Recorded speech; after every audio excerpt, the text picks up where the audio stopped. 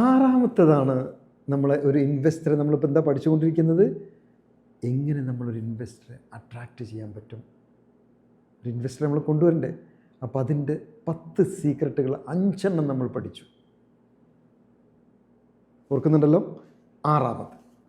ആറാമത്തെ ഏറ്റവും മറ്റൊരു പ്രധാനപ്പെട്ട ഒന്നാണ് നമ്മുടെ പ്രൊഡക്റ്റോ സർവീസിനെ കുറിച്ചിട്ടുള്ള നമ്മളതിൻ്റെ ലൈസൻസിങ്, അതിന് ടെക്നോളജി ഉപയോഗിച്ച് കൃത്യമായി ഒരു രൂപരേഖ നമ്മൾ പ്രൊഡക്റ്റോ സർവീസിനോ. ഇപ്പോൾ നമുക്കൊരു ചെറിയൊരു വീഡിയോ ഒക്കെ നമുക്ക് പ്രസൻറ്റ് ചെയ്യാൻ പറ്റും.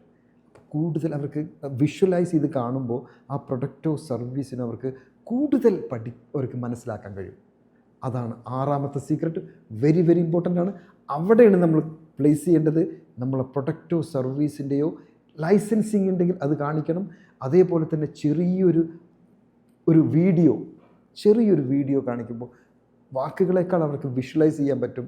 ആ പ്രൊഡക്റ്റ് എങ്ങനെയാണ് അതിൻ്റെ ഡീറ്റെയിൽഡ് ആയിട്ടുള്ള ഒരു ഡെമോ കാണിക്കണം. റെഡി? അതാണ് ആറാമത്തെ സീക്രട്ട്. Thank you.